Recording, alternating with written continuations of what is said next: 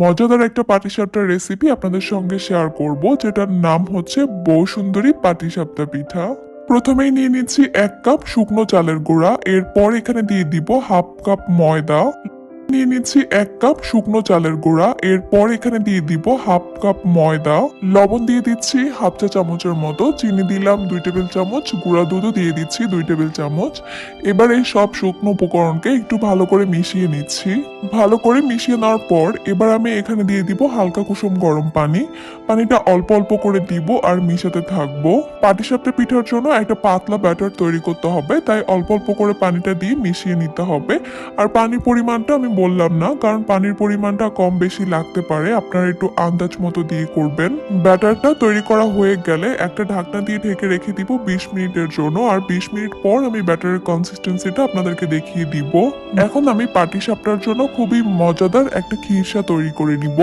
একটা প্যানে নিয়ে নিচ্ছি আমি 3 কাপ লিকুইড দুধ। এরপর এখানে দিয়ে দিচ্ছি হাফ কাপ গুঁড়া দুধ, ময়দা দিয়ে দিচ্ছি 2 টেবিল চামচ, আর সুজি দিয়ে দিব 1 টেবিল চামচ। 1 চিমটির মতো লবণও দিয়ে দিচ্ছি। এরপর এগুলোকে একসঙ্গে খুব ভালো করে মিশিয়ে নিচ্ছি, যেন কোনো লাম্পস না থাকে। 4-5 মিনিটের মতো এইভাবে অনবরত নেড়ে চেড়ে জাল করে নিলেই দেখবেন খিরসাটা ঘন হওয়া শুরু হয়েছে।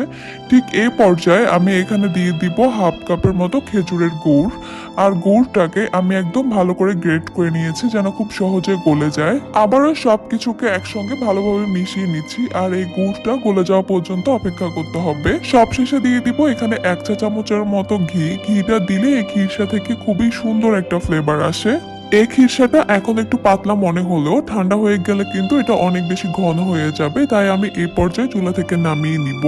এইদিকে 20 মিনিট ঢেকে রাখার পর কিন্তু এইদিকে 20 মিনিট রেস্টে রাখার পর কিন্তু এই ব্যাটারের কনসিস্টেন্সিটা এখন এরকম হয়েছে। আর পাটিসাপটা পিঠা তৈরি করার জন্য কিন্তু এইরকমই ব্যাটার লাগবে আমাদের। এরপর এখান থেকে কিছুটা ব্যাটার আমি অন্য একটা বাটিতে নিয়ে নিব, আর এখানে সামান্য অরেঞ্জ ফুড কালার দিয়ে দিব। কালার মিশানো এই ব্যাটারটাকে আমি একটা বোতলে নিয়ে নিচ্ছি, আর বোতলের ঢাকনায় ছোট্ট একটা ছিদ্র করে নিয়েছি। টিস্যু পেপারে সামান্য তেল নিয়ে প্যানটাকে মুছিয়ে নিয়েছি। এরপর কালার মিশানো ব্যাটারটাকে দিয়ে এভাবে গোল গোল করে একটা ডিজাইন করে নিয়েছি। যখন একটু উপর থেকে টেনে আসবে তখন প্লেন ব্যাটারটা উপরে দিয়ে দিচ্ছি। প্যানের হাতলটা ধরে একটু ঘুরিয়ে চারপাশে ছড়িয়ে নিয়েছি। এরপর যখন উপর থেকে টেনে আসবে তখন আমি একটা সাইডে দিয়ে দিব তৈরি করে রাখা খিরসাটা। ওই সাইডটা থেকে কয়েকটা ফোল্ড করে নিলেই তৈরি হয়ে যাবে আমাদের বউ সুন্দরী পাটিসাপটা পিঠা।